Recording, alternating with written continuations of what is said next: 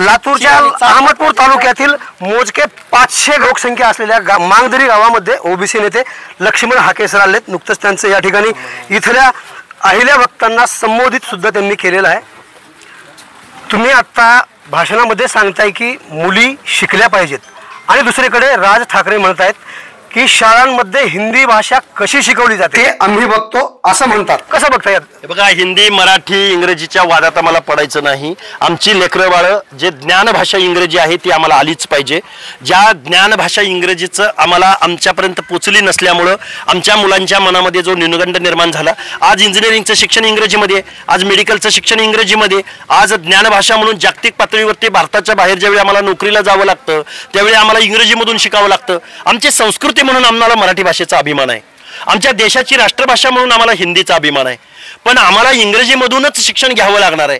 त्यामुळे बहुजनांच्या पोरांना माझी हात जोडून कळकळीची विनंती असेल, मराठी आपलीच आहे, हिंदी आपलीच आहे, पण इंग्रजी भाषा आत्मसात करा, ज्ञान आत्मसात करा आणि प्रगल्भ 2025 सालामध्ये हाकेजी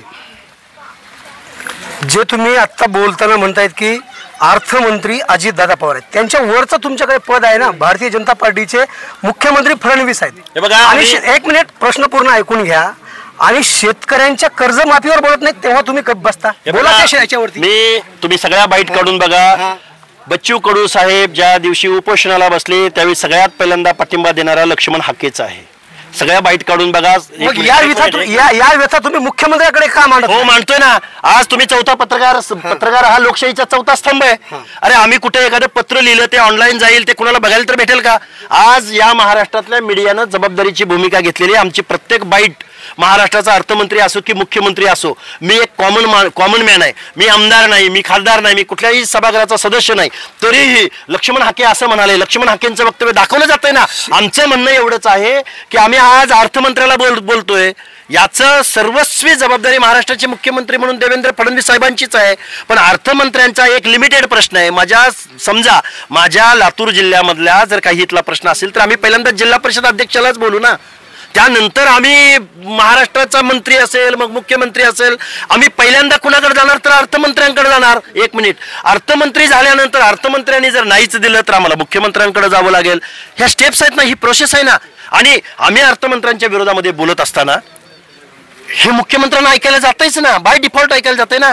त्यामुळे ते जबाबदारी घेतील। येऊ घातलेल्या पावसाळी अधिवेशनामध्ये आमच्या ओबीसींचं 1% बजेट हे किमान 5 ते 10% जाईल आणि ओबीसींचे प्रश्न सुटतील अशी आम्ही आशा ठेवून आहोत। आणि नाहीच झालं, आमची पोरं तयार आहेत, चळवळ उभी राहते, लोक एकत्रित येत आहेत। आपल्या हक्क अधिकाराची लढाई या महाराष्ट्रात, या फुले शाहू आंबेडकरांच्या महाराष्ट्रामधला बहुजन समाज निश्चित येऊ घातलेल्या कालावधीमध्ये उभी करेल। बच्चूभाऊ कडू यांनी महाराष्ट्रातल्या शेतकऱ्यांचा 7/12 कोरा व्हावा यासाठी आमरण उपोषण सुरू केलं आणि उपोषण सुरू केल्याचं कारण धरून त्यांना डीसीसी बँकेच्या पदावर या घटनेकडे कसं? हे राजकीय प्रश्न आहे। तुम्ही राजकीय ज्याच्या हातात सत्ता आहे, ज्याच्या हातात ससा तो पारधी, त्यामुळं ज्याच्या हातात सत्ता आहे ते असे निर्णय घेतात। पाठिंबा कसला आहे तुमचा? पाठिंबा बच्चूभाऊ कडूंना कसला आहे?